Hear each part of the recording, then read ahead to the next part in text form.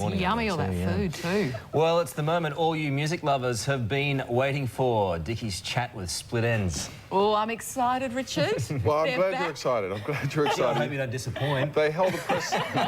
We built it A lot up. of expectation. Well, a lot of expectation on Split Enz. They held a press conference in Melbourne, faced the media to talk about their upcoming tour, and I had the pleasure of talking to them afterwards. They are, quite simply, New Zealand's most famous, most acclaimed and most loved entertainers, and just last year were inducted into the ARIA Hall of Fame, a long overdue accolade for the band, which of course boasts the talents of two of the world's finest singer-songwriters, Tim and Neil Finn. Now that ceremony and the subsequent performance proved to be the catalyst for the guys deciding to reunite the lineup that created that halcyon period in the late 70s and early 1980s. Of course, we're talking about Split Enz. Split Enz formed in Auckland, New Zealand in the early 70s. Tim Finn and his bunch of merry minstrels building a huge following in their native land before taking on the world with their catchy tunes and their wacky, zany theatrical appearance. Whilst the odd band member came and went, things really took off when Tim's little brother joined the band in 1977. Neil made his presence felt immediately.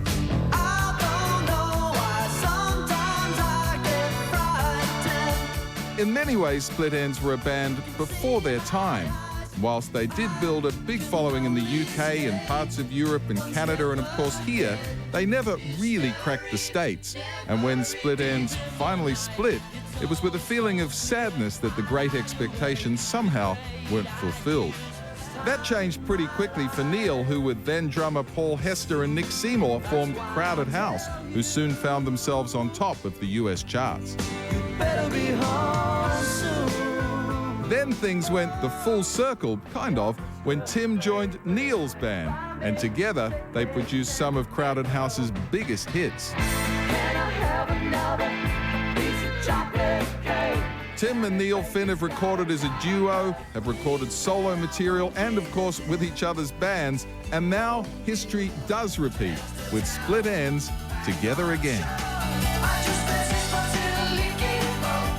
Was there this unshakable belief in those early days? I mean, before you had big hits and things, that success was around the corner and that it was going to happen? It was often more a case of if somebody was wearing the wrong shoes for a photo shoot, that would be a very serious matter. Like we of course we were ambitious and we wanted to be big rock stars and all the rest of it, but we also were very concerned that we had this kind of seamless aesthetic, and it would get quite heavy sometimes if somebody wasn't playing along. Noel used to give us haircuts, and various wives and fiancés would reduce to tears sometimes when they saw what had become of their man. He was called the Pie-Cock Butcher. That's what we named him. You don't see the Pie-Cock Butcher for a haircut.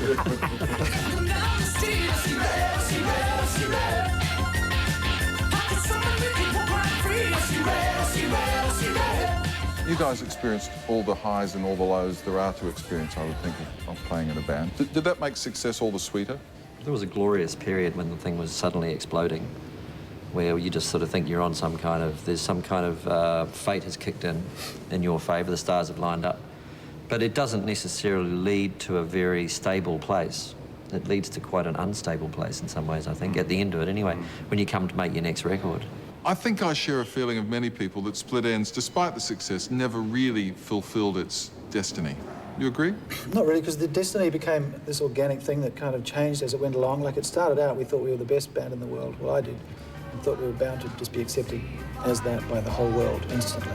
And 8 years later, we became really big in Australia, New Zealand, and Canada. Pretty well known in England. Not much of a blip on the screen in America. But by then it didn't matter because, there were certain frustrations, I suppose, about that, because you have to do a lot of touring, and when you're touring and it's not really happening, it's hard. When it's happening, then you get picked up by this wave and carried a bit more. But despite those frustrations, we still loved it, and we were ready to take whatever came our way.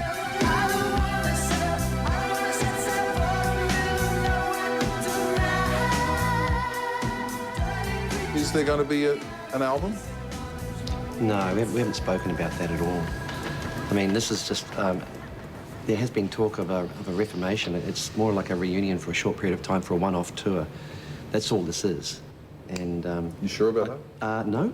We're not sure. I We think freely it's- admit. It wouldn't be good to leave anything dangling in that regard, because there's no plans to go on beyond the tour, and there's lots of other things that are competing for attention. It doesn't diminish it to say that there may be, there might not be anything beyond this. It actually intensifies it, for us. It's very, very special, and for the fans too, It should feel almost like this may be the last time they ever see Split Enz, And that could be true or could not be true, but it's good to have that feeling.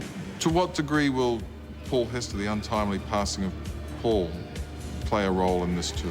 Well, he was an alumni of Split Enz and a hugely valuable person at the time when he joined the band. He had massive energy and, in a way, kind of unified us at a point where we were probably losing focus.